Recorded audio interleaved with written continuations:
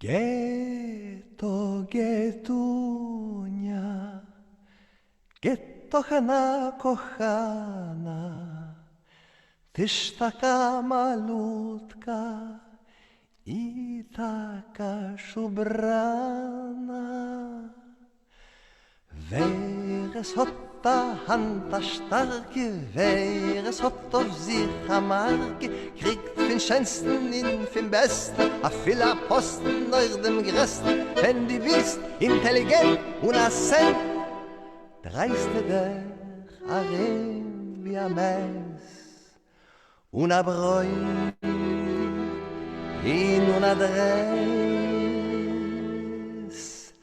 Die singst auf Türkische sich, oh yes.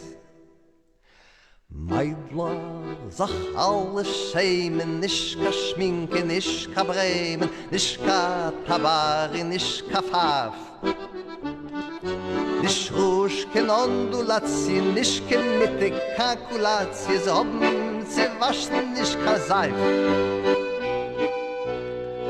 Nor zmartwione zajdy nis Cicipulkis. I na jeder singt mit dem Meer dem Referain. Oi, oi, oi. Ghetto, ghettonia, oi, gettochana, kochana, tyś taka malutka i taka szubrana. Wehres hat da Hand a starke, wehres hat auf sich a Marke, kriegt von schönsten in den besten a vieler Posten, heuch den Gresten. Wenn du bist intelligent und a Cent, dreiste der a Ring wie a Mess und a Bräut in und a Dress. Die singst auf Türkische sich, oh yes. Nicht sorgen, nicht klären, es wird bei uns, gibt noch Wehren, es wird noch Kartoffel euch gesagt. Wenn ich in Kurev make, jonte wird mein Essen leike, trinke ein Finger auf den Karneval. Nor zmartwione zajdy nis Cicipulkis. I na jeder singt mit Meer dem Referain. Oi, oi,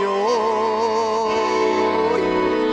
Ghetto, ghettonia, oi, gettochana, kochana, tyś taka malutka i taka szubrana. Wehres hat a Hand a starke, wehres hat auf sich a Marke, kriegt von schönsten und von besten a vieler Posten euch dem Gresten. Wenn du bist intelligent und a Cent, dreiste der a Ring wie a Mess und a Bräut in und a Dress.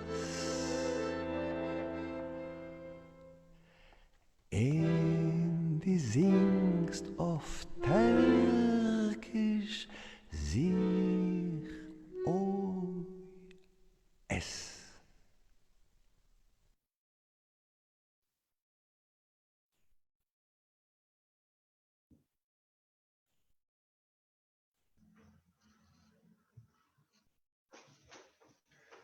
Boa tarde, sejam muito bem-vindos a mais um evento online do Museu do Holocausto de Curitiba. O meu nome é Michel Erlich, eu sou historiador, coordenador do Departamento de História do Museu do Holocausto.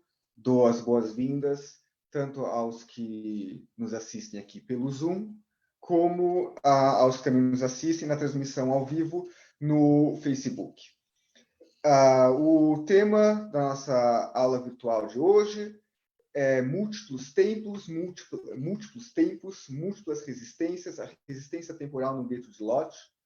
Nós vamos hoje falar sobre um tema que é entre outras coisas, mas vamos falar também sobre um dos temas que talvez das questões mais controversas quando falamos sobre Shoah, sobre o Holocausto, que são os Judenraten, os conselhos judeus nos guetos.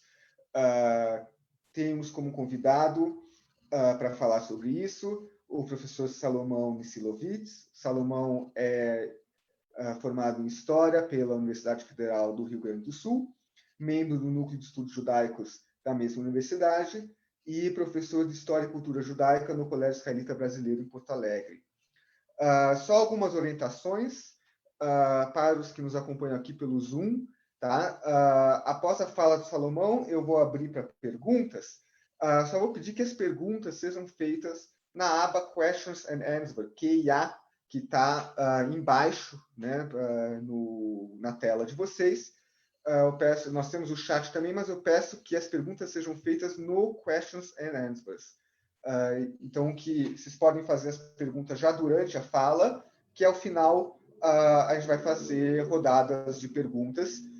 Quem está nos assistindo pelo Facebook também pode fazer perguntas por lá. Nós vamos priorizar quem se inscreveu pelo Zoom, mas podem fazer perguntas no Facebook também, que na medida do possível, dependendo do quanto tempo nós tivermos, nós vamos responder também. Tá? Então, sem mais delongas, vou passar a palavra para o Salomão. Primeiramente, muito obrigado por ter aceito o convite de falar conosco. Então, boa tarde a todos. Gostaria, em primeiro lugar, agradecer ao Museu do Holocausto pelo convite, né, em nome do Carlos, em nome do Michel, né, pelo convite. Fico muito contente em poder compartilhar um pouco dessa minha pesquisa, né, com mais gente. Essa é uma pesquisa que eu fiz na graduação ainda, né, escrevi no meu trabalho de conclusão, na minha monografia, e é um tema que eu me interesso muito, é um tema que eu sigo estudando, e eu vou tentar, então, falar um pouco dele. Eu pensei no início em fazer uma coisa mais sucinta, assim, né, para conseguir fazer um debate maior no final, mas a gente acaba se empolgando. Nesses tempos eu estava falando com um amigo, e ele perguntou, eu perguntei uma referência sobre o texto sobre temporalidade, né, porque uma referência, porque eu queria talvez revisitar textos novos nesse início, né, quem sabe rever algumas escritas, conseguir ler lugares que conseguiam sistematizar esse conhecimento sobre temporalidade. E eu pedi para um amigo se ele tinha uma indicação de algum texto sucinto. Ele me falou, cara, é difícil, né, porque quando se fala de temporalidade, os autores começam normalmente a ir muito longe e acabam não conseguindo fazer textos curtos. Então, acabou acontecendo isso comigo também, não ficou tão curta a apresentação. Vou tentar falar de um tema que é complexo, mas apesar de complexo, acessível, eu acho que muito útil, faz muito sentido pensar nele nos tempos de hoje. Eu vou tentar, então, apresentar esse tema complexo e delicado de uma forma um pouco didática, para depois a gente poder fazer uma conversa. Então, vou compartilhar aqui uma apresentação que eu preparei, e essa apresentação vai nos acompanhar, então, ao longo dessa exposição. Muito bem, então, o título da apresentação que eu pensei, né, junto com o Carlos, é Múltiplos Tempos, Múltiplas Resistências.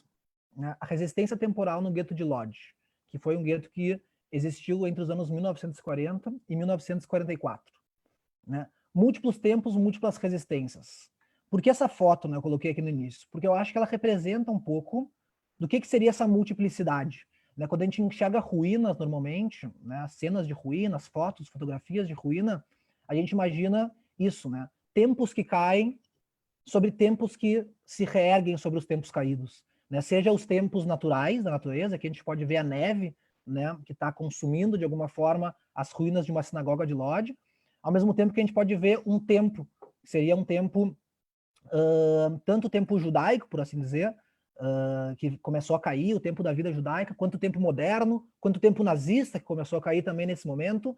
Então, as ruínas mostram isso, essa interconexão, né, essa interseção de tempos que acabam, então, constituindo o que eu vou chamar aqui de temporalidades múltiplas ou politemporalidades. E quando existe politemporalidades, a gente vai entrar nesse conceito mais a fundo, existem poliresistências também, existem múltiplas resistências. E o que eu vou tentar falar hoje, então, é sobre uma nova forma, uma nova configuração de resistência, um reenquadramento do conceito de resistência, que a partir dessa noção de múltiplas temporalidades, dessa noção de ruínas, de tempos que se intercedem uns aos outros, pôde também permitir a formação de uma espécie diferente, distinta de resistência, que eu estou chamando aqui de resistência temporal. A aula vai ser dividida, então, né, nessa primeira exposição, em 4 momentos.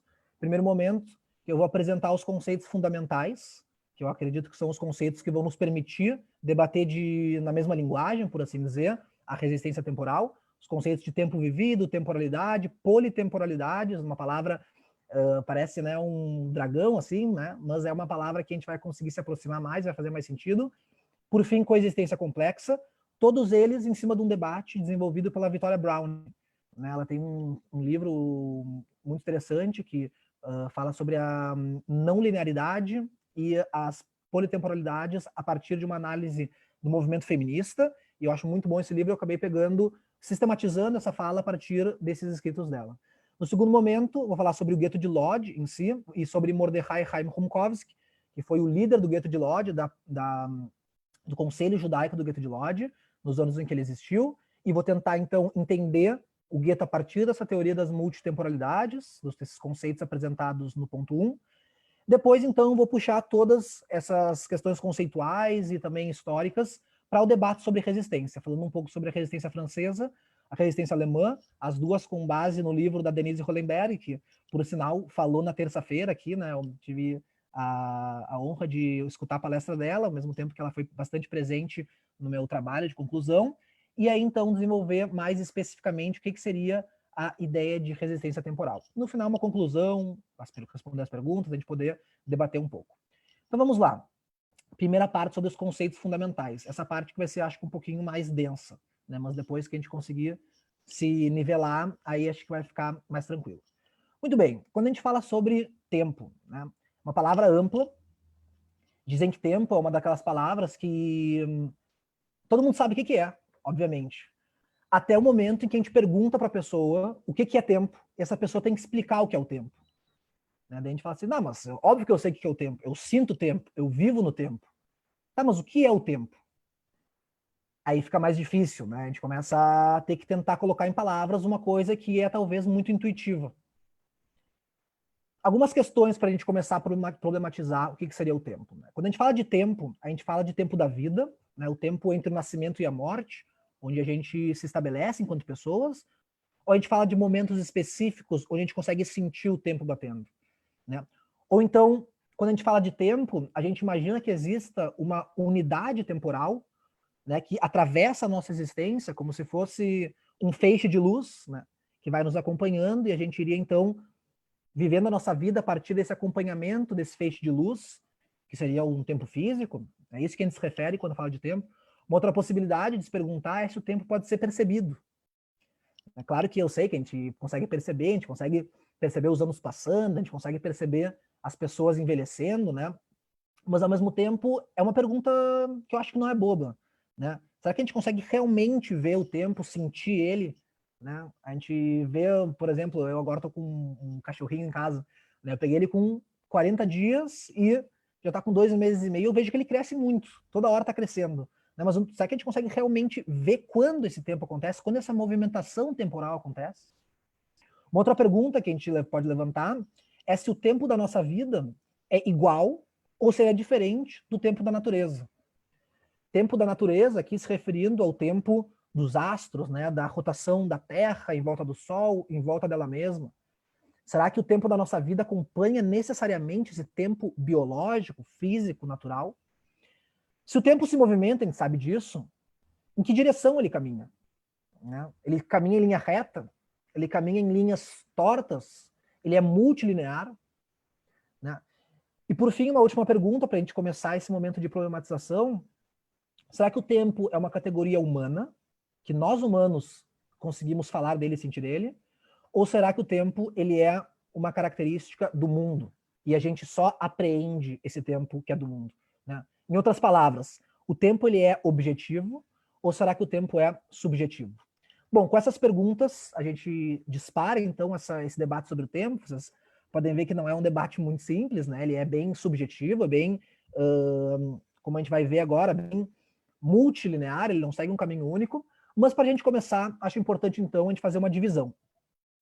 Então, a divisão são de 3 conceitos que às vezes aparecem embaralhados para a gente, até porque eles são embaralhados, mas que quando a gente consegue entender eles, esse debate começa a ficar mais claro.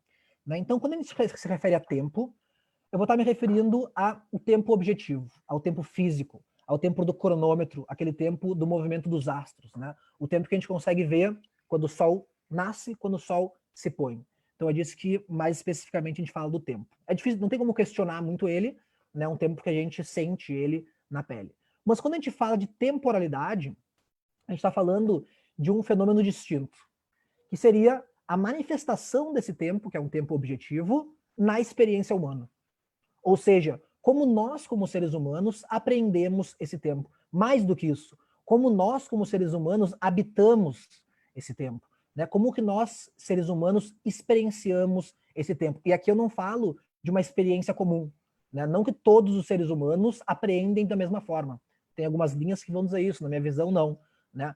A experiência humana é múltipla, a gente vai falar mais sobre isso na sequência. E, por fim, o tempo histórico. O que seria o tempo histórico?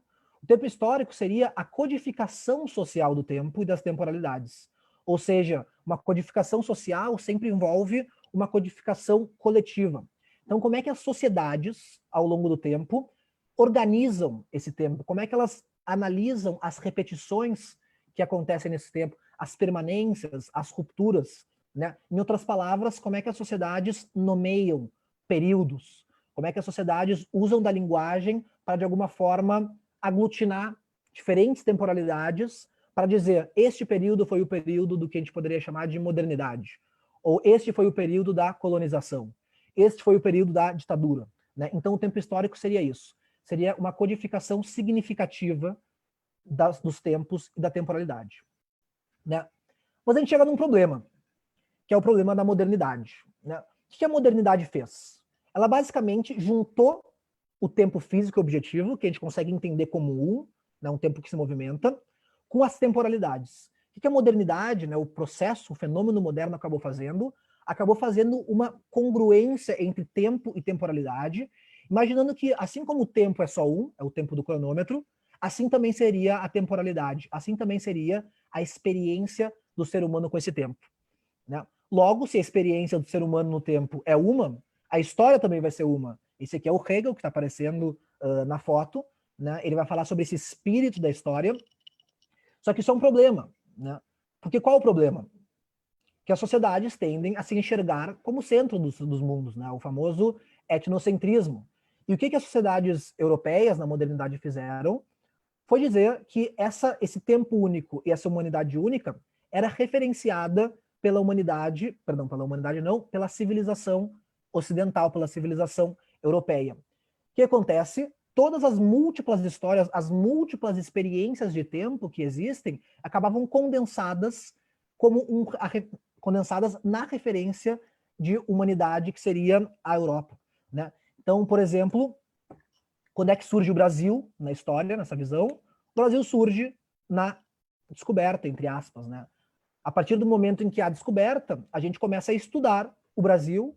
E o que seria o Brasil? O Brasil seria uma temporalidade, uma experiência de tempo agregada ao tempo de verdade, ao tempo único, ao tempo total, ao tempo unitário, que seria esse tempo da civilização ocidental mais focada na Europa.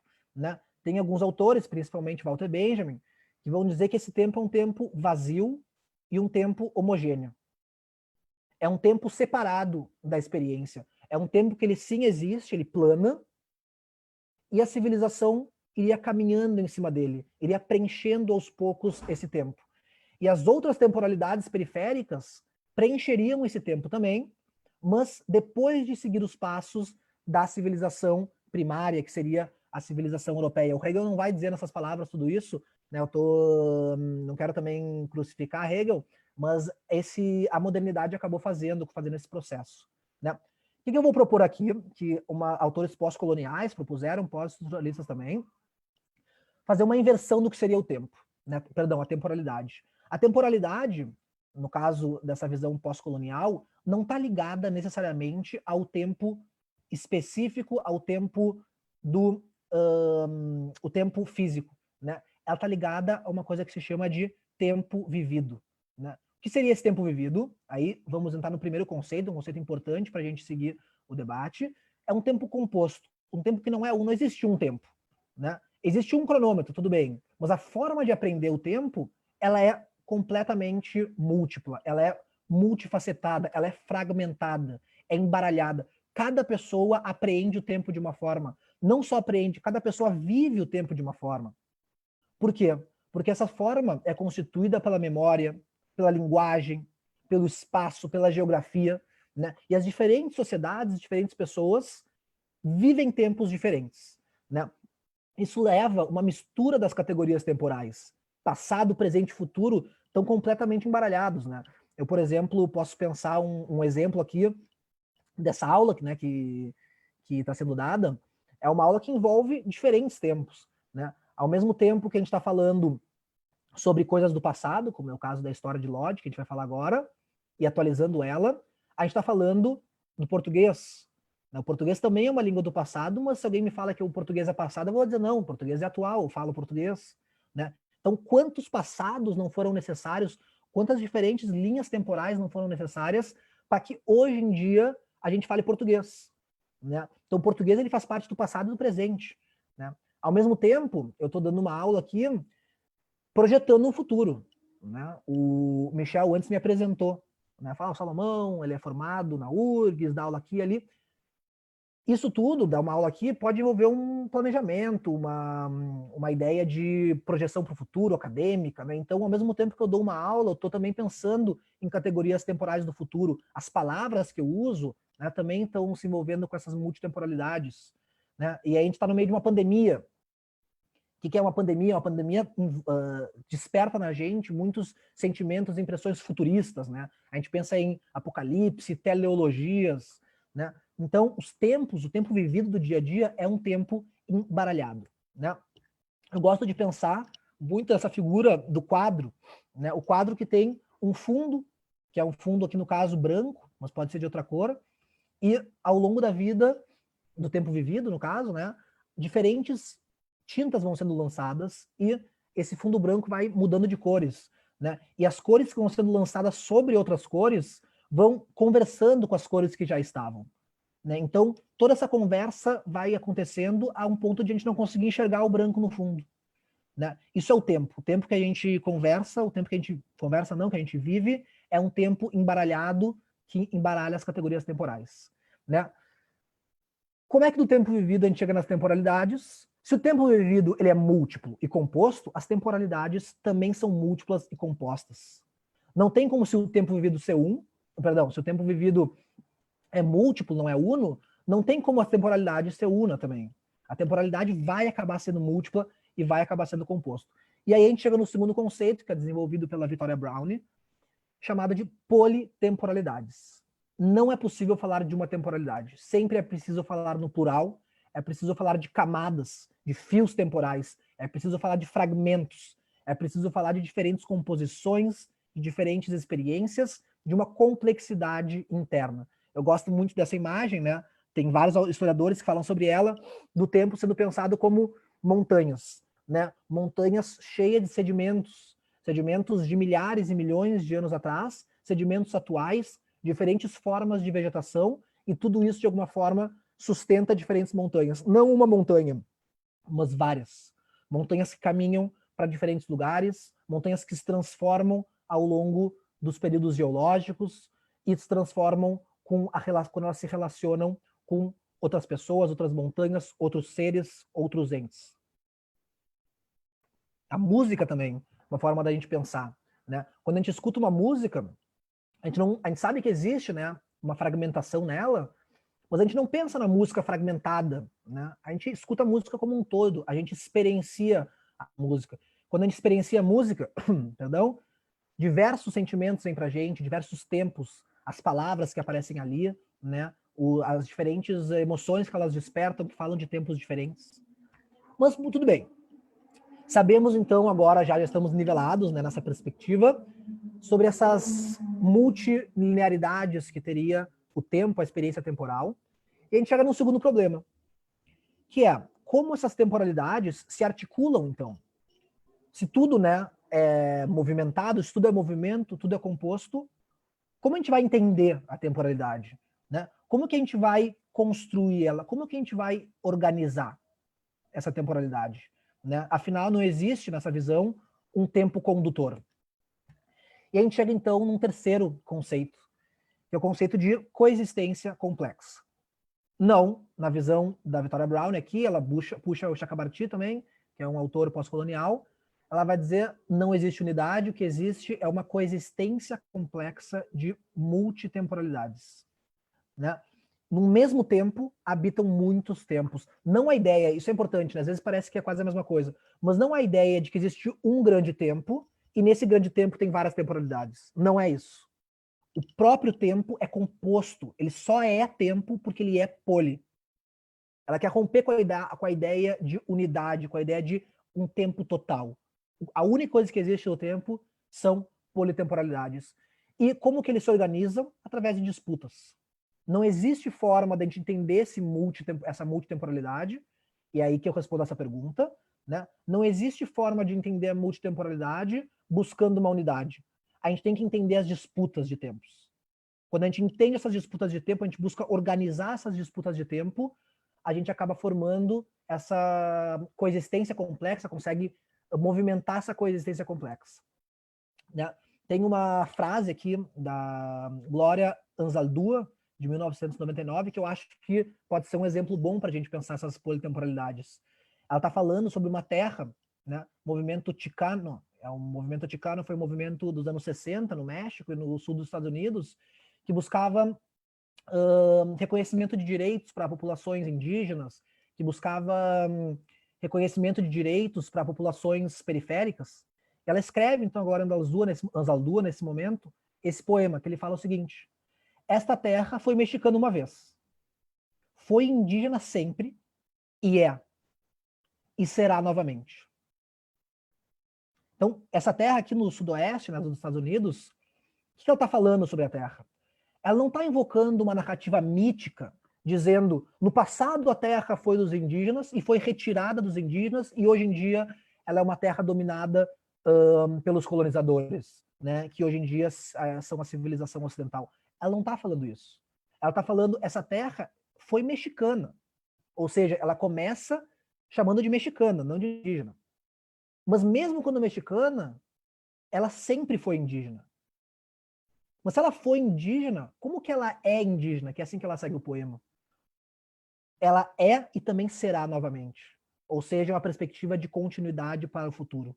Né? A terra essa que ela está falando, no sudeste dos Estados Unidos, não foi um dia mexicana e se tornou depois, indígena e se tornou depois não indígena. Né? Ela mistura o passado mexicano, a atualidade norte-americana, no caso dos Estados Unidos, a indígena que permanece e um futuro que está a ser construído. Isso são as politemporalidades. Aí a gente chega então no Chakrabarty e ele vai dizer o seguinte: a existência temporal significa viver em nós temporais, compostos pelos traços e fragmentos dos múltiplos passados que habitamos. É porque vivemos em nós do tempo que podemos empreender o exercício de endireitar, por assim dizer, uma parte desses nós. As politemporalidades constituem nós de tempo. E justamente por ser parte desses nós de tempo, por estarmos imersos nesses nós de tempo, é que a gente consegue organizar eles. A gente consegue organizar essa coexistência complexa. Qual é o objetivo, então, do segmento da aula? E acho que também o objetivo do historiador é gerar genealogias conjuntas e disjuntivas, organizando assim esses nós temporais. Lutar pela temporalização. Buscar, no ato de temporalizar, de transformar o tempo, a experiência do tempo, em uma experiência vivida, a compreensão da experiência do tempo como experiência vivida, buscar, então, organizar esses nós através de genealogias que mostrem a coexistência e que mostrem as disputas de tempo. Assim a gente, então, conclui a primeira parte da aula, espero que tenha ficado claro. Agora, então, a ideia é que a gente pensar como essa teoria das politemporalidades pode ser usada como chave de leitura para pensar o gueto de Lodz, Mordechai Chaim Rumkowski, e a atuação de Mordechai Chaim Rumkowski enquanto líder do gueto de Lodz, líder do Conselho Judaico do gueto de Lodz. Muito bem, então eu vou fazer um panorama sobre o gueto de Lodz agora. No dia 8 de setembro de 1939, o gueto de Lodz foi ocupado, né, perdão, o gueto não, a cidade de Lodz foi invadida pelos nazistas. Aqui algumas fotos desse momento da invasão. A Polônia, para dar um panorama geral, né, do que era a Polônia, depois da invasão do nazista, ela ficou dividida, né? Essa área aqui mais a oeste, ela foi uma área que foi anexada, se tornou, o objetivo dos nazistas era tornar essa parte da Polônia uma parte da própria Alemanha, né, do Reich. Então, essas cidades todas aqui do oeste vão passar por processos de germanização. Na parte central, se colocou um governo de ocupação, que seria o governo geral. A parte mais leste, ela ficou no início sob ocupação da União Soviética, e depois, com a invasão, com a campanha para o leste, ela vai ser a maior parte dominada de novo pelos nazistas. Onde é que estava Lodz? Lodz estava nesse território que foi anexado, né? Então, Lodz, logo no início, ela vai receber, a cidade vai receber muitas migrações, vai receber povos germanos, né, populações alemãs, porque o objetivo nazista era transformar Lodz em uma cidade germânica. Logo no início ela vai ser transformada, o seu nome vai ser transformado em Litzmannstadt. Não sei se é exatamente essa pronúncia, espero que sim, né, porque esse é o objetivo, germanizar. Aqui então é o desenho do gueto, o gueto de Lodz, que foi inaugurado, né, fechado no caso, em abril de 1940, e o gueto ele vai, no seu momento de fechamento, vai ter aproximadamente 160 mil pessoas, e o auge dele vai ter 200 mil pessoas, 210 mil pessoas, e logo no dia... agora me fugiu a data, se não me engano, no dia 13 de outubro de 1939, ou seja, antes do gueto ser fundado, esse cara aqui, Mordechai Chaim Rumkowski, acabou sendo nomeado o líder da Judenrat, do Conselho Judaico para o gueto de Lodz, né?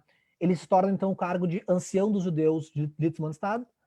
E vamos ver quem era esse cara, quem era Mordechai Chaim Rumkowski. Nasceu em 1887, em Illinois, na Rússia. Ele vai para Lodz no início do século XX.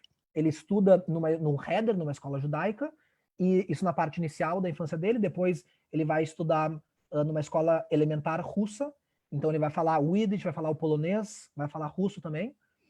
E ele chega então em Lodz no início do século XX, no auge industrial da cidade. Após a Primeira Guerra Mundial, antes da Primeira Guerra Mundial, a cidade estava num crescimento, a Polônia estava num crescimento industrial. Ele vai montar uma fábrica, vai falir essa fábrica, e depois que a fábrica fale, ele se torna então um agente de seguros, né? Ele vai trabalhar com isso, não vai ser muito bem sucedido economicamente, até que em 1920 vai aparecer uma possibilidade para ele nova.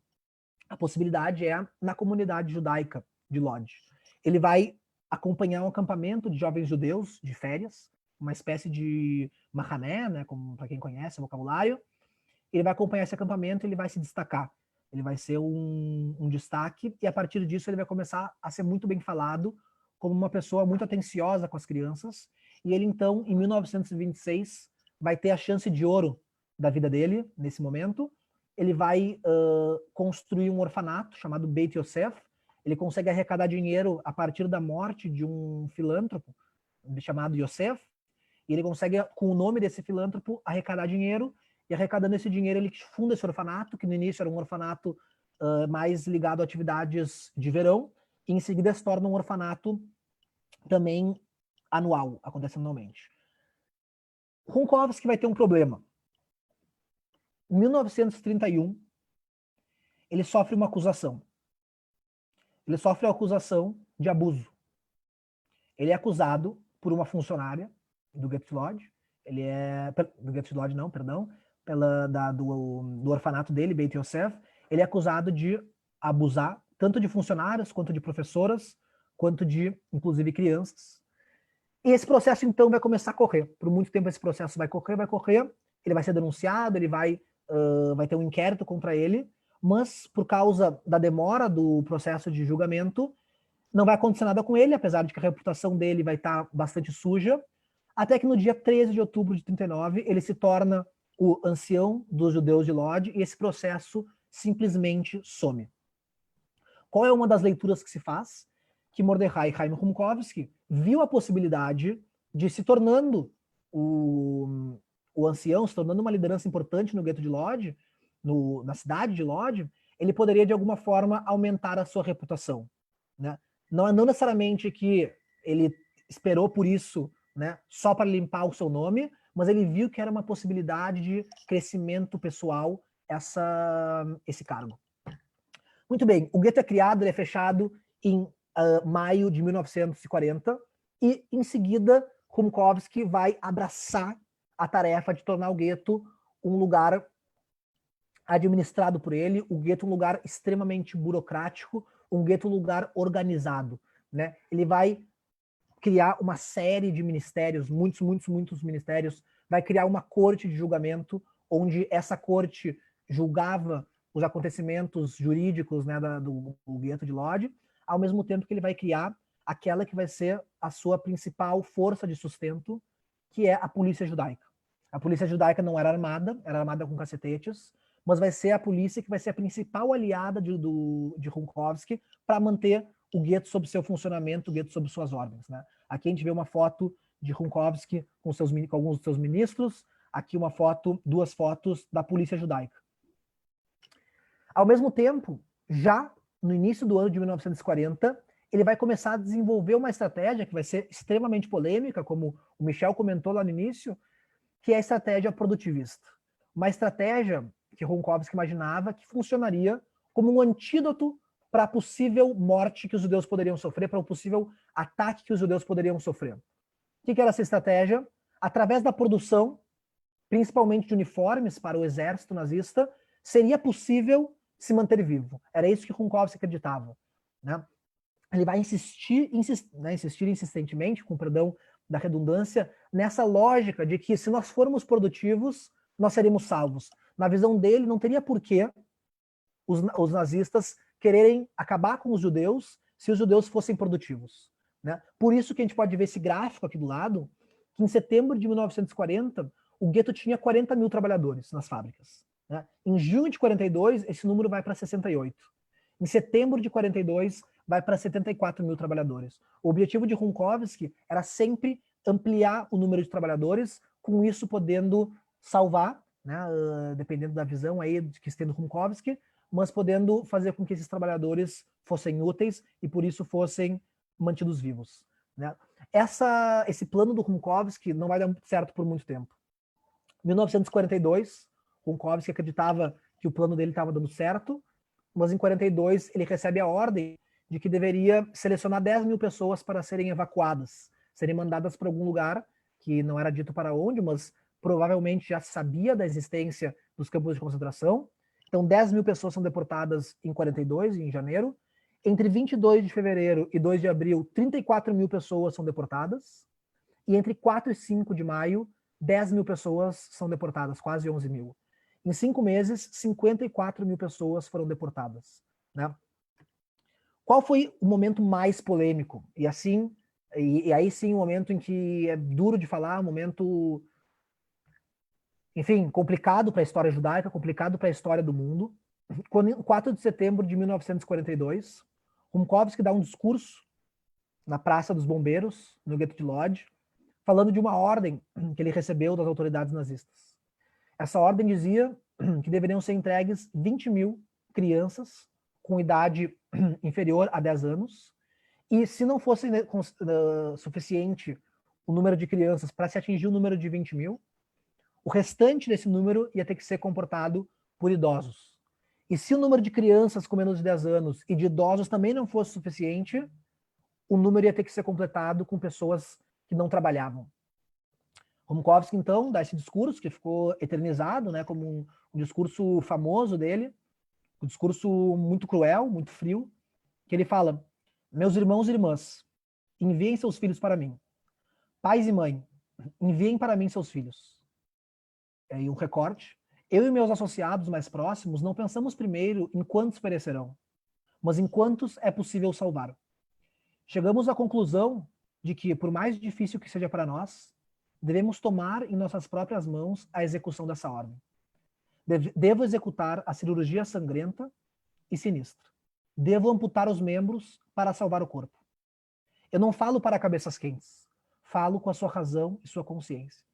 Né? Em alguns depoimentos se fala que o Rumkowski se ajoelha no chão, ele chora quando dá esse discurso, mas ele ao mesmo tempo apresenta essa perspectiva calculista, utilitária, fria. Ele vai dizer, me passem as crianças, me passem os seus filhos, porque eu não posso pensar com a cabeça quente, eu falo com a sua razão. E a razão me diz que a gente tem que amputar um membro para salvar o corpo. Ou seja, vamos manter os que podem trabalhar, que serão salvos, enquanto os que não podem trabalhar, incluindo as crianças e idosos, não serão salvos. Né?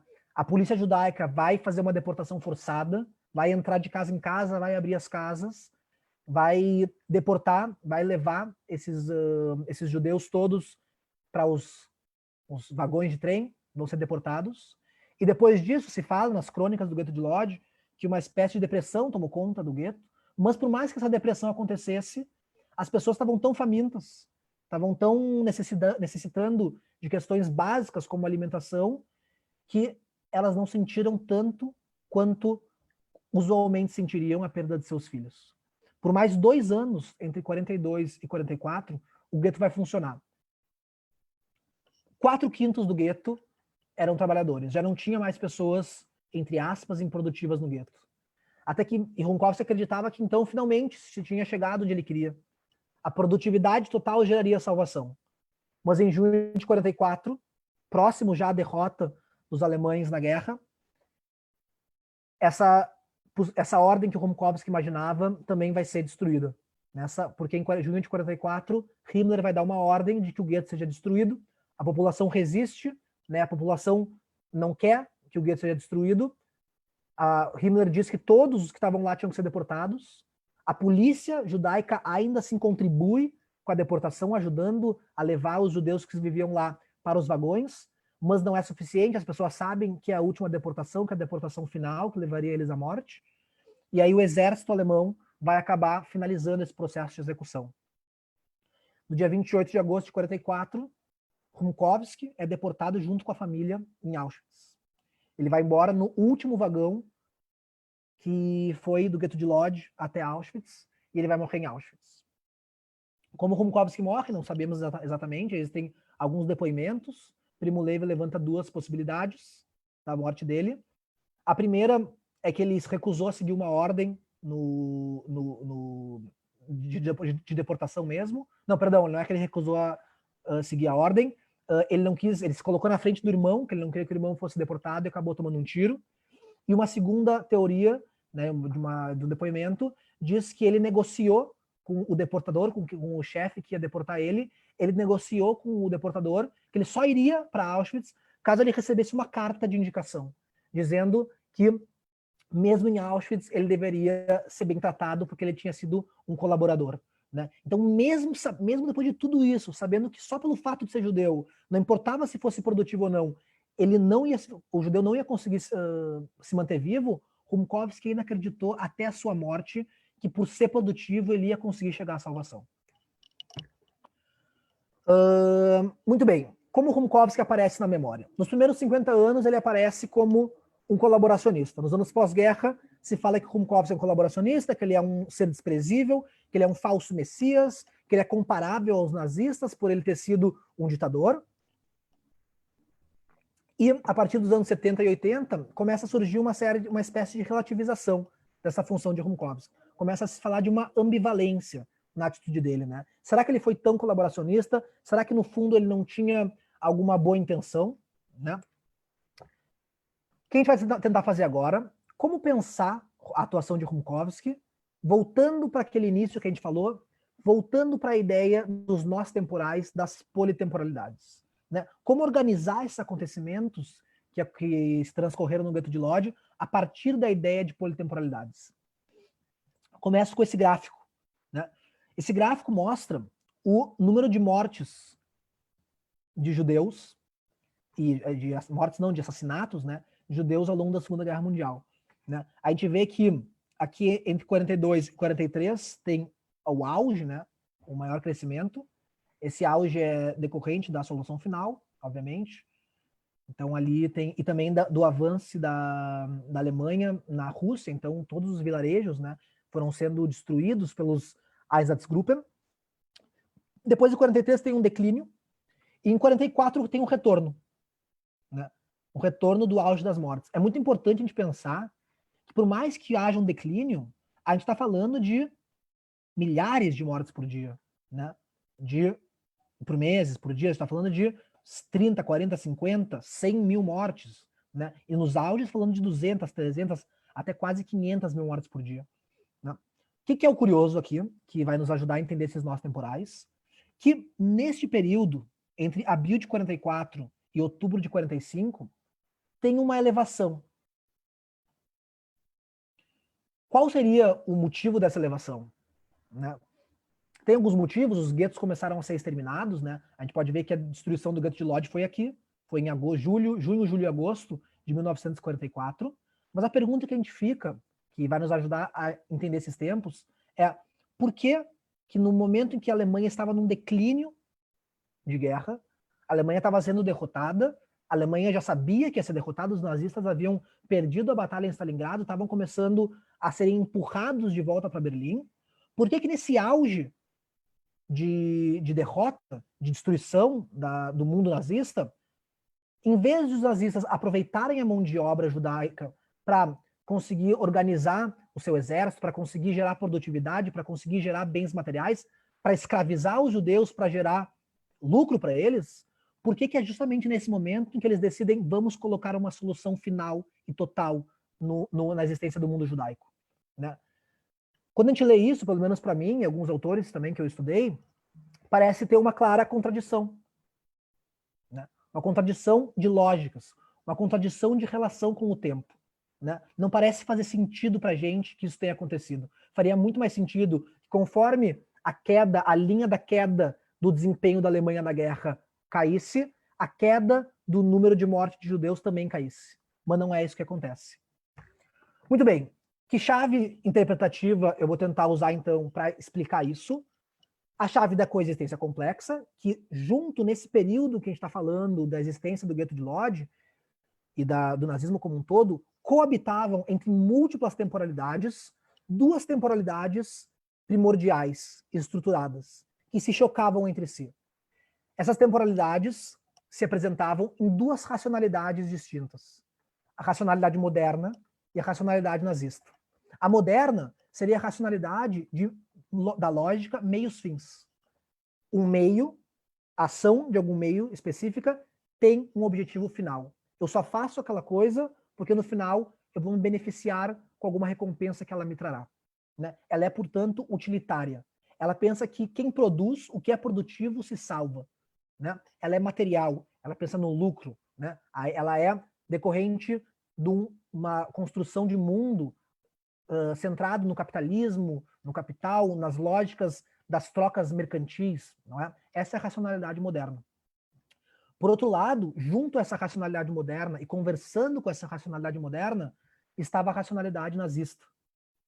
O que é essa racionalidade nazista? Não que ela não tenha modernidade dentro dela, mas ela coloca acima dessa lógica meios-fins voltada para a utilidade material, ela coloca uma coisa que o autor chamado Saul Friedlander chamou de antissemitismo redentor. O que seria esse antissemitismo redentor? Seria uma necessidade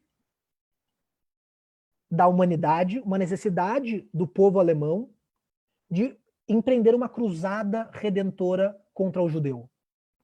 Não seria possível, na visão nazista, que o mundo fosse completo, que o mundo se desenvolvesse, que a raça alemã ariana conseguisse continuar viva com a presença do judeu ali.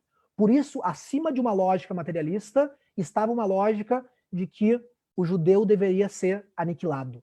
Né? O antissemitismo funciona como um axioma meta-histórico geral. O extermínio, o desejo de morte, né, o desejo de destruição, de aniquilação total do judeu, se apresenta como uma supremacia acima da própria lógica do lucro. Né? Qual seria a diferença das duas? Mas as duas são produtivistas. Né? Uma produz no caso aqui do Rumkowski, no caso aqui da lógica tradicional moderna, produz materiais, produz uniformes, produz coisas que deem lucro, né? A outra produz genocídio. A outra produz a destruição do judeu. As duas são utilitárias, aí que as temporalidades se cruzam. As duas pensam na utilidade, mas a utilidade para a racionalidade nazista é um mundo sem judeus. Aqui tem um exemplo, né, de uma fala de Hitler. Os povos modernos não têm outra opção a não ser eliminar os judeus. Eles utilizam todos os meios disponíveis para se defender do processo de extermínio que se aproxima. Desse modo, temos que saber que nesse conflito entre humanidade e raça ariana e a raça judia, ainda temos que enfrentar duras batalhas. Ou seja, não temos outra opção. Na lógica moderna tradicional, não temos outra opção senão produzir para gerar lucro, para crescer, para nos alimentarmos e acumularmos. Na lógica nazista, não temos outra opção a não ser combater o judaísmo. Né? Tem uma outra chamada de Himmler, no discurso famosíssimo de Posen, gravado, que ele fala: nós tínhamos o direito moral, nós tínhamos este dever perante o nosso povo, de destruir esse povo que queria nos destruir. Nós, porém, não temos o direito de nos enriquecer com umas peles, com relógios, com um marco, com um cigarro ou outra coisa qualquer. Ou seja, não pode roubar os judeus, né, quando tu mata ele. A gente sabe que tem contradições aí, que se aprendeu os bens judaicos, as indústrias judaicas, mas no discurso não era isso que aparecia, né? Porque nós exterminamos um germe, não queremos acabar por ser infectados pelo germe e morrer dessa forma. Né? Essa racionalidade nazista se apresentava num sublime negativo, né, como chama o Dominique Lacapra. Né? Ela envolvia os desejos, envolvia uma subjetividade. Né? Tem uma citação, uma narrativa que se diz do Dressen, que falam em Kaunas, na Lituânia, onde o Einsatzkommando 3 operava, os judeus foram espancados com barras de ferro até morrerem. Multidões entusiasmadas, mães que levavam seus filhos para assistir ao espetáculo, e soldados alemães cercando o local como espectadores de uma partida de futebol. No final, quando o sangue cobria as ruas, o chefe dos assassinos ficava de pé sobre a pilha dos mortos e tocava o hino nacional da Lituânia em um acordeão. Ou seja, não é só uma ação impensada, mas existe um desejo por trás, um desejo de aniquilação, um gozo com a morte. Né? Por outro lado, Rumkowski é o típico homem moderno, o típico homem da temporalidade moderna como a gente conhece. Né? Essa é uma situação, para mim, muito, muito bizarra de se pensar. 1941 para 1942, discurso do final do ano, né? Já tinha sido dada uma ordem de deportação de 10 mil judeus. A deportação já tinha acontecido. Né? Enquanto acontecia a deportação, Rumkowski discursa numa fábrica, em meio à deportação, em meio à polícia levando os judeus aos vagões, ele discursa falando sobre um novo plano que ele tinha, um novo plano de produção para esse ano. Ele fala um plano no limiar do ano novo. O plano é trabalho, trabalho e mais trabalho. Eu me esforcei com uma vontade ferrenha para que seja encontrado trabalho para todos no gueto. Não importa se for um emprego em uma cooperativa ou em uma fábrica, se for um emprego de zelador, de motorista de bonde. Na execução do programa geral, poderei demonstrar com base em estatísticas irrefutáveis que os judeus no gueto constituem um elemento produtivo e são necessariamente indispensáveis. Ou seja, Rumkowski não compreendia a atuação nazista porque ele vivia, ele habitava um tempo que se cruzava, se chocava com o tempo nazista. O tempo dele era o tempo da produção. Se formos úteis, não importa que a deportação está acontecendo na praça enquanto eu estou falando o discurso na fábrica, não faz sentido para ele que os alemães não queiram manter os judeus vivos. Né? Então, o que Rumkowski fez? Ele burocratizou. A burocratização é um outro sinal dessa racionalidade moderna. Né? Aqui a gente vê o crescimento do número de funcionários, como o número de funcionários cresceu ao longo da administração rumkowskiana. A gente vê que o Rumkowski estava tão imbuído na lógica moderna, né, que ele se imaginou como um líder redentor também. Um líder que levaria os judeus de Lodz a um futuro diferente, né? Aqui a gente pode ver os posters, né, que tinha dele, né? A gente pode ver como ele criou uma moeda, o Humk, que era a moeda com o nome dele. Isso aqui é uma cena interessantíssima também. No verão no ano novo judaico, de 42 para 43, Rumkowski fica doente e não pode discursar. O que acontece? Todas as escolas do gueto de Lodz preparam para ele um livro enaltecendo o nome dele, falando como Rumkowski era um grande líder, e ele amava isso, né? Porque a lógica moderna envolve isso, envolve essa politização, essa burocratização, essa ordenação, né, racional da produção, né? Se a gente consegue produzir racionalmente, organizadamente, haverá salvação, né? Em termos de categorias temporais, passado, presente e futuro, como é que era essa relação, esses choques, né? Enquanto o lado nazismo, eu gosto de usar o conceito do Jeffrey Herf, modernismo reacionário, do lado de Rumkowski era pura futuridade. O que era esse modernismo reacionário nazista? Né? Os nazistas pensavam que o futuro que eles queriam construir era um futuro baseado num passado antimoderno. Né? Olha a frase ali nazista: a vida que nos foi destinada deve apenas servir a um único mandamento: restaurar e resgatar o que os criminosos judeus internacionais e seus subordinados fizeram ao nosso povo. Ou seja, na vivência nazista do tempo, passado e futuro se misturam no presente. Uma espécie de uma revolução reacionária. É uma revolução, é um mundo novo, mas é um mundo baseado numa época anterior. Né? E no caso de Rumkowski, não tem essa referência ao passado. Né? Por mais que, óbvio, na forma como ele vivia, o tempo aparecia, na forma de tempo mais geral, de temporalidade, ele se preocupava com o futuro. Ele se imaginava, como diz o depoimento do Adelson, que no futuro, quando a guerra acabasse, os judeus viveriam sob um protetorado unificado, baixo a governança de ninguém mais, ninguém menos que ele, o ancião dos judeus. Muito bem, então entendendo esse choque de temporalidades, agora na parte final, a conclusão vai ser as perguntas, então a parte final, já estou me estendendo bastante, acho que mais alguns minutinhos eu já encerro essa exposição. A gente vai falar como esses choques de temporalidades entre a temporalidade moderna e a temporalidade nazista e todas as multilinhas que aparecem em meio a elas puderam se configurar enquanto uma resistência.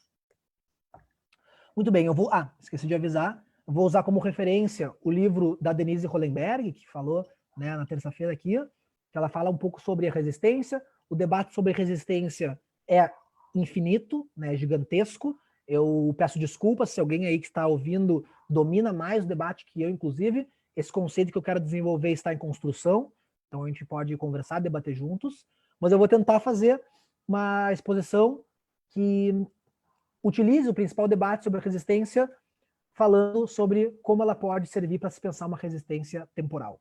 Né?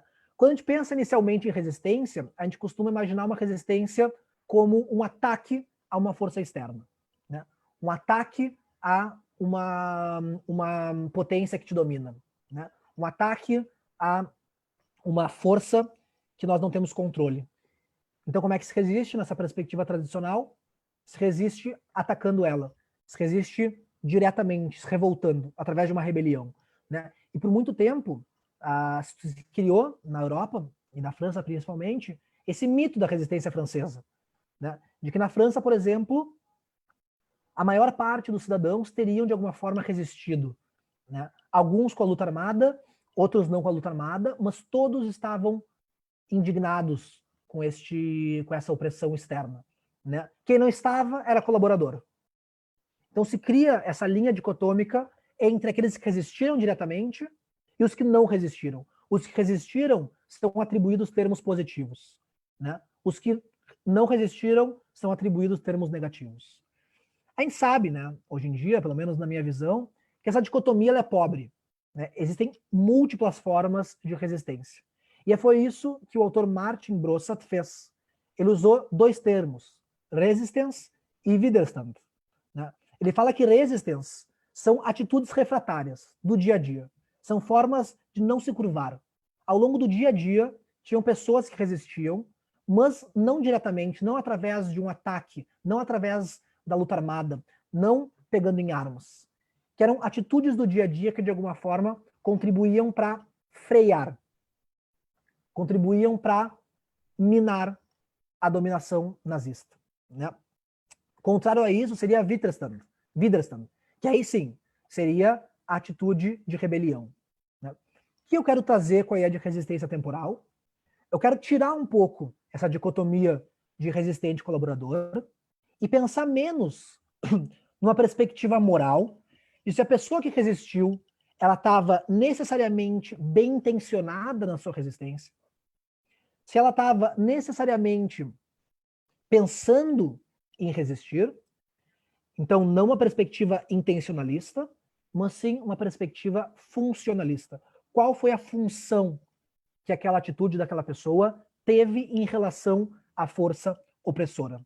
Né? Então, quando eu falar de resistência temporal, eu vou estar falando de alguma relação com o tempo vivido, alguma forma de se relacionar com o tempo, com a temporalidade, que de alguma forma freia a temporalidade que quer sobrepor a sua temporalidade do presente. Né? Então, vou dar um exemplo aqui, por exemplo, do que Frantz Fanon fala. Né? Frantz Fanon, eu usei ele, gosto de pensar também a forma como ele desenvolve o pensamento dele em relação às sociedades africanas, né, que estavam sendo colonizadas, né, pela Europa, e ele fala o seguinte: a Europa adquiriu tal velocidade louca e desordenada que escapa agora a qualquer condutor, a qualquer razão, e atinge uma vertigem terrível num abismo que devemos afastar-nos o mais rapidamente possível. Ou seja, o que seria, nesse caso, a resistência? Seria um afastamento do presente, da temporalidade presente, que está tentando engolir a temporalidade do passado. Né? Como fazer isso? Se apegando à temporalidade do passado. Né? Se apegando ao tempo que está em colapso, porque está sendo dominado por uma nova temporalidade. Né? O que o Rumkowski fez, do meu ver, então? Ele, afirmando a temporalidade moderna, afirmando até no momento da sua morte a lógica da salvação, a lógica da produtividade, ele lutou contra a temporalidade nazista. Ele resistiu ao avanço da temporalidade nazista, não porque ele queria acabar com a temporalidade nazista, mas sim porque ele afirmou a sua temporalidade. Afirmando a sua temporalidade, ele de alguma forma resistiu. Ele freou por alguns anos a força da temporalidade nazista, que dizia: não importa que tu seja produtivo, tu vai morrer porque tu é judeu. Ao mesmo tempo, ele lutou pela temporalidade nazista. Perdão, pela temporalidade moderna. Né? Esses dois campos, a luta contra uma temporalidade, a nazista, e pela temporalidade moderna. Por fim, aí eu concluo, ele lutou pelo controle do tempo vivido. Quero concluir essa minha fala dizendo que meu objetivo não é de alguma forma livrar Rumkowski, né? De forma alguma, eu deixei isso muito claro no meu texto, depois eu posso passar para quem quiser ler. Eu não quero passar mão na cabeça de Rumkowski. Se me perguntarem quem ele era um canalha. Né? Ele fez coisas terríveis, ele, no meu ver, né, estava preocupado com ele mesmo, ele estava preocupado com o futuro dele, estava preocupado com a forma de poder dele, estava preocupado com o tempo somente dele. Porém, por ser um homem da temporalidade moderna, por ser um homem extremamente moderno, ele ficou tão apegado a essa temporalidade e atuando com essa temporalidade que ele acabou resistindo ao tempo que estava engolindo o tempo dele, que era o tempo nazista. Então, concluo dessa forma. Agradeço, obrigado. Muito obrigado, Salomão. Agradeço muito a sua fala. Vou começar aqui com algumas perguntas, tá? Lembro a todos que estão nos assistindo que podem fazer suas perguntas no Questions and Answers, no QIA. Quem está nos assistindo pelo Facebook, na medida do possível, ele também vai tentar responder as perguntas que surgirem lá. Então, se quiserem fazer perguntas, podem fazer. Vou começar com algumas que já apareceram aqui durante a sua fala. Primeira pergunta, a do Everton. Eu acredito até que já tenha sido em grande medida respondida, mas vou, de qualquer forma, ler. Ele agradece a sua explanação e ele traz a ideia de uma resistência possível, né, de que era possível resistir. Para alguns isso foi importante, ele fala, para outros, como Hannah Arendt, houve uma espécie de omissão, colaboracionismo por parte das autoridades judaicas. A ideia de da resistência possível num contexto como o de Mordechai Haim pode ser aplicada, do Rumkowski, né? Se essa ideia de resistência possível pode ser aplicada, e como fica hoje esse tipo de conflito de memória entre a resistência e a colaboração. Acredito que a segunda parte, principalmente, você até já respondeu, até porque essa pergunta surgiu antes de você falar isso. Outra pergunta da Paola, ela pergunta, posso dizer que esse pensamento do Rumkowski, de que a produtividade o salvaria da propaganda nazista, vem da propaganda nazista do Arbeit macht frei, do trabalho liberta, que era o slogan no campo de Auschwitz. Evidentemente, o Rumkowski, quando estava sendo ancião dos presidentes do Judenrat, ele não conhecia o slogan de Auschwitz, mas essa lógica, né? E que se liga eu vou aproveitar também o gancho para fazer uma pergunta que me veio, que se liga um pouco com a pergunta da Paola, que você colocou a ideia de uma temporalidade nazista e de uma temporalidade do Rumkowski. Em que medida que essas temporalidades elas não disputavam dentro do próprio regime nazista, né? E, aproveitando o gancho da pergunta da Paola, essa questão do Arbeit macht frei, do trabalho liberta, e nós temos vários registros de disputas internas, principalmente no final da guerra, dentro do comando nazista, justamente sobre alas querendo utilizar essa mão de obra escravizada judaica e outros priorizando o extermínio. Evidentemente, não é uma competição de qual que é menos ruim, né? Mas que há uma disputa aí de temporalidades, né? Então, queria que você comentasse o quanto você acha que existe essa disputa dentro do próprio regime nazista. Então, eu acho que a gente faz esse primeiro ciclo e daí já falo de outras que já surgiram. Tá bom. Bom, obrigado pelas perguntas. Vou começar de trás para frente, então. Primeiro pela tua, né, Michel? Eu acho que as três perguntas, de certa forma, elas estão justamente no caminho dessa teoria que eu estou defendendo aqui, né? Que não sozinho, claro, das multitemporalidades, das politemporalidades. Né? Então, essa disputa que tu falou dentro do próprio nazismo, dentro da própria estrutura do nazismo, mostra justamente isso, né? Como ela estava em disputa. Eles têm muitas e muitas cartas que mostram os debates entre Himmler e diferentes autoridades de cidades da Polônia e tal, e de campos, que as autoridades dos campos estão dizendo, cara, não tem como a gente matar todo mundo. Não dá, porque senão a gente não vai conseguir produzir o que está nos pedindo. Né? Então, tem um debate de 43, que o Himmler dá agora não me lembro exatamente qual era a região, mas o Himmler dá uma ordem de destruição de alguma cidade, e aí chega o comandante lá e fala, a gente vai ter que substituir a mão de obra. A gente vai fazer o quê? Vai botar mão de obra polonesa ali? Vai botar mão de obra de algum outro lugar? Vamos transportar? Né? Ou seja, esse comandante ele não quer destruir essa cidade. Mas o que acontece? O Himmler fala, quem se opor à destruição vai mostrar claramente que está ao lado dos judeus. Para mim, esse momento mostra claramente esse choque. Né? Um choque que, mesmo dentro dele, enquanto uma parte da população estava muito conectado com essa experiência de tempo moderna, outra parte, que eram os mais radicais, que eram as lideranças, né, estavam dizendo o tempo moderno já era. E aí entra a ideia de antissemitismo redentor, né, do Saul Friedlander. Sobre a segunda pergunta, né, se a propaganda nazista, né, de Arbeit macht frei, ela mostra influencia de alguma forma a atitude de Rumkowski e de outros líderes colaboracionistas. Acho que com certeza, acho que tinha uma negociação. O Rumkowski não era um bobão, né?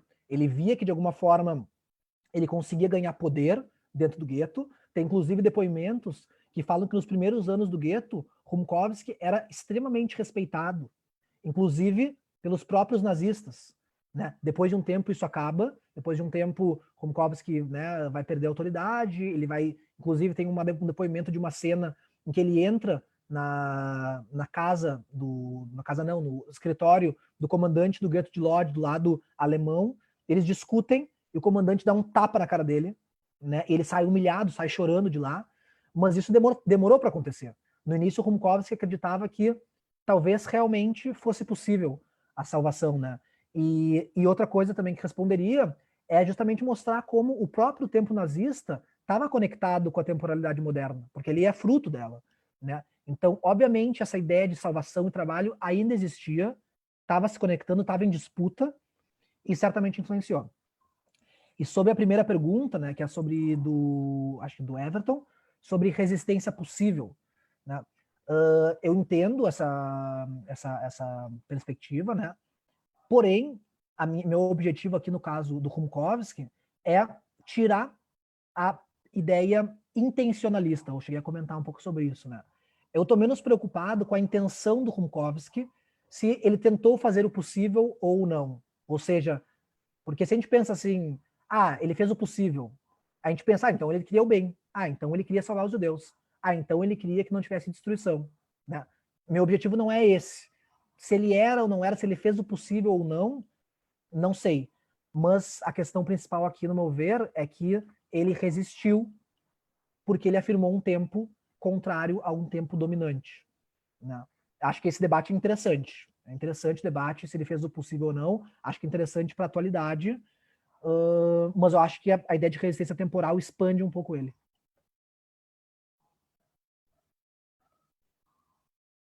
Tá mudo, acho, Michel, não tá... Desculpa, né? Fica aqui lendo várias coisas ao mesmo tempo, procurando as perguntas, e não percebi que tinha me mutado. Bom, agora para uma segunda rodada de perguntas, o Jaime, ele te parabeniza pela tua explanação, ele pergunta, em tua opinião, quais são as implicações éticas desta virada na compreensão da atuação de Rumkowski e do conceito de resistência que você propõe?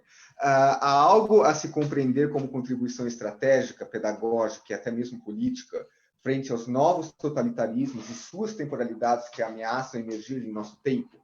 É uma questão ética. O Yuri, ele também te parabeniza. E ele fala, achei muito interessante a colocação relacionada ao passado e futuro nazista aglutinado no presente. Não pude deixar de associar o recorrente uso do passado medieval germânico em diversos instrumentos de propaganda nazista, discursos, cartazes, símbolos. Interessante que é esse o passado medieval que é recuperado. Acho que está querendo saber qual que é exatamente o interesse nazista nesse passado medieval, passado imaginado, evidentemente, medieval. E, para fechar 3 perguntas, no Facebook, a Jéssica, ela pergunta por que você fala em choque de temporalidades e não em choque de ideologias.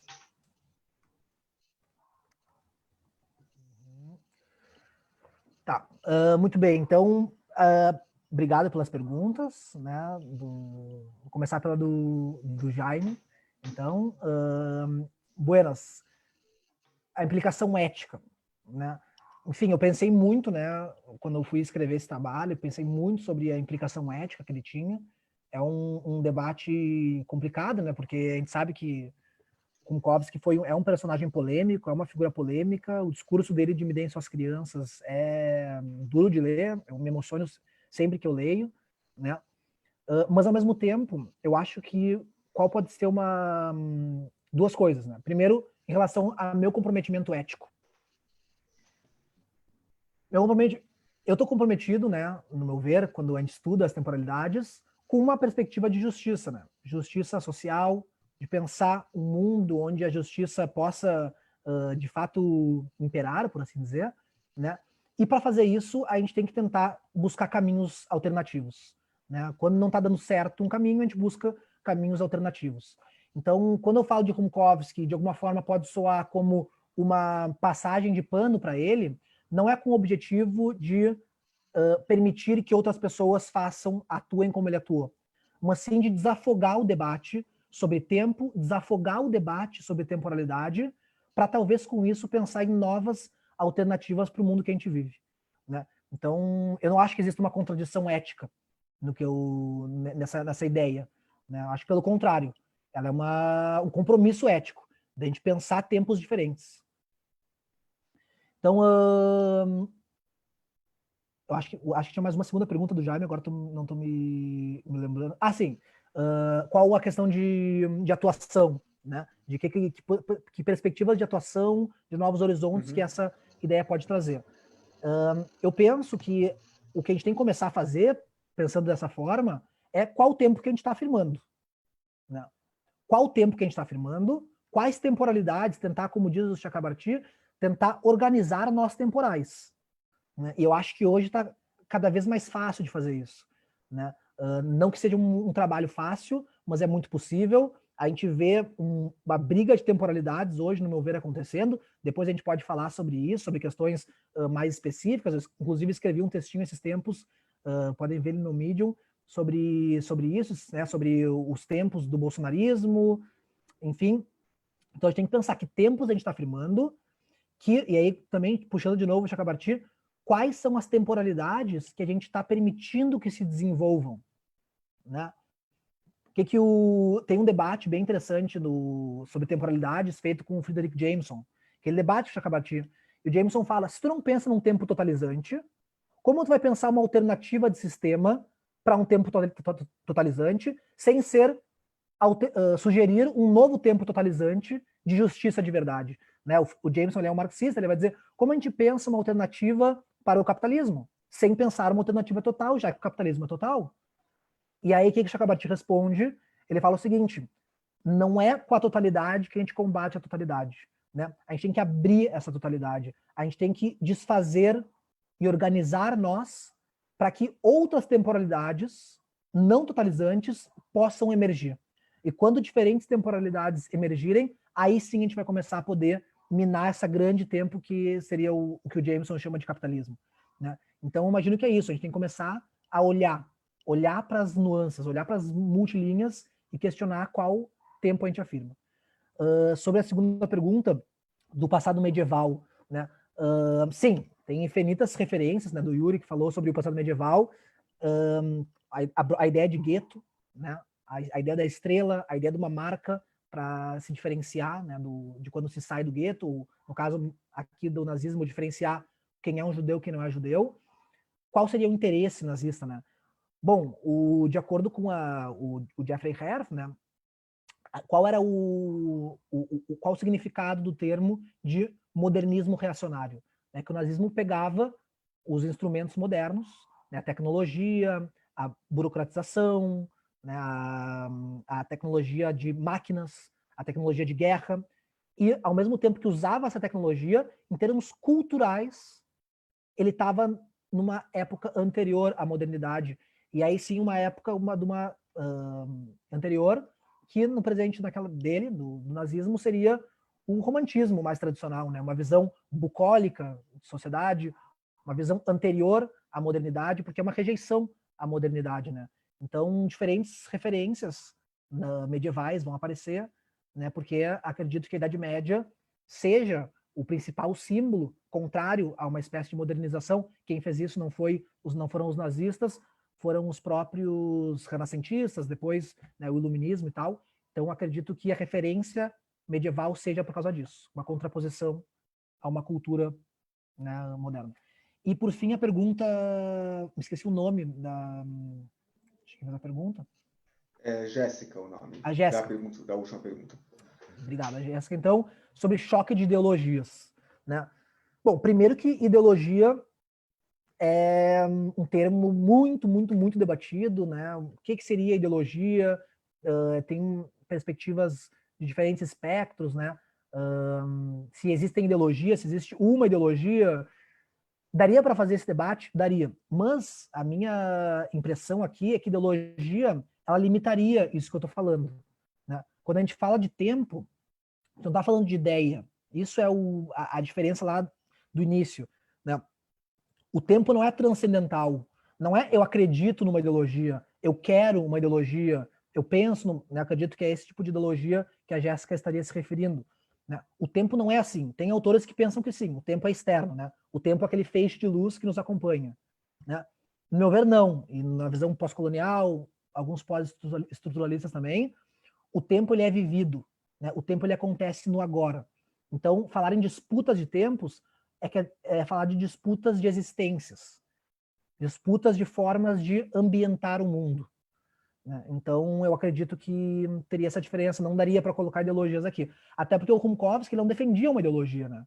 Ele não defendia a ideologia, eu defendo a ideologia moderna, né? Assim, digamos que tivesse alguma coisa com esse nome. Ele simplesmente afirmava um modo de relação com o tempo que era moderno. Tá mudo, acho. Eu acho só para complementar, já meio que fechando, essa questão da relação com a Idade Média é uma questão que os nazistas utilizaram muito, mas também tem a ver um pouco, no caso especificamente nazista, com recuperar um tempo em que supostamente a Alemanha teria sido gloriosa, né? Tanto que a ideia do Terceiro Reich, né, que eles falavam, qual era o primeiro e o segundo? O segundo era o Reich Guilhermino, mas o primeiro Reich seria o Sacro Império Romano Germânico, né? Então, existe toda essa questão de tentar recuperar um passado supostamente glorioso. Tanto que na Itália, o Mussolini fazia isso não com o passado medieval, mas sim com o passado mais antigo do Império Romano, né? O Mussolini tinha toda uma utilização de não é a utilização de um passado romano, de uma imaginação sobre o que teria sido Roma, que se utilizam. Eu achei muito interessante essa questão que você falou das temporalidades, porque você até comentou, e eu li justamente o texto também que você escreveu, que parece muito interessante pensar, ainda mais em tempos como que atualmente a gente fala sobre, se fala muito em novo normal, né? E essa ideia do que seria o velho normal e o novo normal passa muito por uma ideia de uma ruptura temporal, passa por uma questão de temporalidades. E eu queria que você só vou também rapidamente, eu acho que tem uma pergunta que surgiu, mas eu acredito que já respondeu sobre a questão de julgamentos e questionamentos, que eu acho que você já respondeu que não é sequer a questão aqui exatamente fazer um julgamento do comportamento dele. Eu queria que você comentasse então um pouquinho sobre como essas questões de temporalidades me parecem muito fortes, esse disputa, choques de diferentes temporalidades, quando se fala sobre velho normal, novo normal, o que vem a ser isso? Bom, vou me arriscar, né? Sou historiador, aqui, né? Vou me arriscar no falar, né? Talvez mais gente possa contribuir num futuro momento, né? Mas o que me parece, né? Hoje em dia a gente está falando muito sobre novo normal e tal. Então, a primeira coisa é falar, tá, novo normal para quem? A gente já, de acordo com a minha fala, com a minha colocação, não existe um tempo único.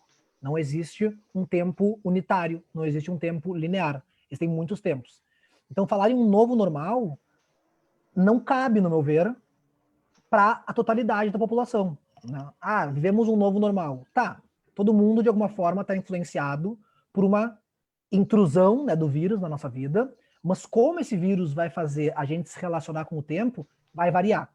Vai variar de comunidade, vai variar de pessoa, vai variar de instituições, de regiões que a pessoa vive, de condição social, né? Então, acho que a gente tem que estar atento, né, a não qual o novo tempo que surge, mas quais os novos tempos que estão surgindo. Então, o tempo, por exemplo, talvez meu, não sei, eu acredito que teu, Michel, talvez gente que nos assista, é um tempo de ficar em casa, né? É um tempo de home office, é um tempo de, né, se reorganizar, de sofrer com o isolamento, né? Agora, o tempo do entregador, né, de iFood, que tempo é esse? Está trabalhando como ele nunca trabalhou. Então, para ele não é um tempo de home office, né? É outro tempo que está se organizando, né? Qual a rotina que esse trabalhador está tendo em casa agora, né? Não é a mesma que a nossa, mudou, são perspectivas diferentes, né? Claro, daí se a gente pensa num tempo maior, um tempo mais estruturado, né? Aí sim acho que a gente pode falar de formas um pouco mais gerais, como seria falar de temporalidade nazista, temporalidade moderna. Eu acredito, né, que a gente está começando a ver um colapso de temporalidade, que eu estou pensando que termo usar, né? Talvez neoliberal, talvez né, um capitalismo tardio, não sei como falar. Não que está acabando esse momento, não é isso de forma nenhuma. Ele pode, inclusive, estar se aprofundando. Mas, quando, para mim, tem uma cena fantástica, assim, de se pensar, quando chega o Bolsonaro, né, na frente do STF, com um mar de empresários dizendo quem tem que decidir se pode abrir o comércio ou trabalhar nas fábricas ou não, somos nós e não vocês, passem para a gente essa decisão, me parece um sinal de uma resistência temporal, né? É o bolsonarismo e no caso aqui os grandes empresários, resistindo a um tempo em que a forma de trabalho não é mais a mesma, né? O que eles querem? Querem que volte o trabalho, né? Querem que volte como era o, entre parênteses, entre aspas, o normal antes, né? Que as pessoas trabalham, se matem trabalhando, produzem lucro, o lucro seja de alguma forma tomado por, claro, colocando minha visão, vocês podem discordar aqui, mas de alguma forma esse lucro não fica sempre com quem produz ele, e é isso que se deseja, né? Então, quando eles chegam na frente do STF e dizem voltemos ao normal, eles estão dizendo não queremos que esse tempo acabe, queremos devolver as pessoas para o trabalho, queremos resistir a uma nova possível temporalidade que pode começar a se organizar, né? Então, parece louco, assim, mas algumas vezes eu, nessa perspectiva, enxergo Bolsonaro como um resistente, né? E é por isso que tem que mudar, no meu ver. E aí coloco já uma outra questão para debate, né? Que a palavra resistência, no meu ver, ficou muito viciada nos últimos tempos, né? Enfim, ela virou um significante que muito associado, né, a um espectro político, virou um significante que perdeu potência, no meu ver. Eu não tenho problema em abrir mão desse significante, né? A gente tem que criar novas palavras, novos significantes que talvez façam mais sentido. E dos objetivos também desse trabalho é desafogar o conceito de resistência para que nos abra espaço para outros conceitos que busquem de fato justiça social e etc. Uhum. Obrigado, bem interessante. Eu queria que você falasse um pouquinho sobre essa questão da temporalidade. E só para encerrar essa questão mais prática, tem uma pessoa perguntando se o texto da sua monografia, se ela tá online em algum lugar, como que... Então, agora, problema, culpa minha aqui. Não foi publicado ainda no site da URGS, ele vai ser publicado, acredito que no próximo mês, estou falando com eles, mas eu deixo o meu e-mail ali, de repente, e tal, eu vou ver se eu acho, quero publicar também em algum lugar, quero diminuir num artigo, fazer uma publicação, mas quem quiser, com certeza, podem me escrever, a gente conversa, eu envio, e tomara que daqui um pouco mais ele esteja publicada e eu mando, né, para todo mundo de forma pública. Uhum. Meu e-mail, para quem quiser, é salomão.nici@gmail.com. Tá certo. Então, Salomão, muito obrigado. A gente já está com o tempo e respondemos também a praticamente todas as perguntas. Agradeço muito a sua disponibilidade de compartilhar a tua pesquisa com a gente e ficamos abertos para novas colaborações. Então, também agradeço muito a todos que nos assistiram, seja aqui no Zoom, no Facebook, todo mundo contribuiu com perguntas, observações. Muito obrigado e convido a todos a seguirem o Museu do Holocausto de Curitiba nas redes sociais. Nós sempre vamos divulgar lá, bom, estamos divulgando conteúdo de modo geral, mas também divulgamos os eventos. Semana que vem haverá outros eventos que geralmente sempre terça e quinta, mas possivelmente em outros dias também realizamos. Então, fiquem de olho que nós estamos sempre produzindo mais coisas, tá? Então, muito obrigado, Salomão, muito obrigado a todo mundo que nos assistiu. Temos, inclusive, pessoas, público internacional, temos aqui pessoas já falando, agradecendo de Portugal, que te assistiram. Coisa boa. Então, muito obrigado e ficamos por aqui, tá? Muito obrigado também pro museu, Michel, Carlos, e podem contar comigo aí sempre que for do interesse e necessitarem. Um abraço. E todo mundo que assistiu também, obviamente. Muito obrigado pelas perguntas e tudo mais. Tá certo. Então,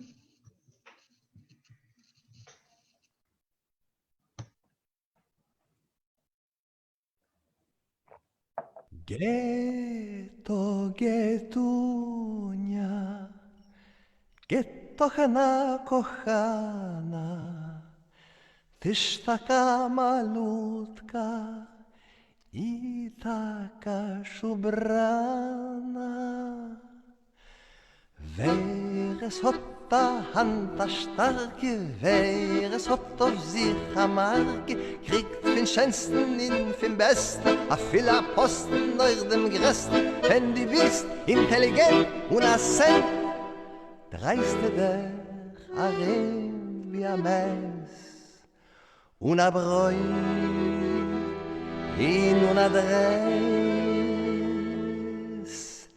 Du singst auf Türkische sich, oh yes. Meidler, sag alle Schemen, nisch ka Schminke, nisch ka Bremen, nisch ka Tabari, nisch ka Pfaff. Nisch Rouge, kein Ondulatie, nisch ke Mitte, Kalkulatie, sie haben sie waschen, nisch ka Seif. Nor zmartwione zajdy nis Cicipulkis. I na jeder singt mit dem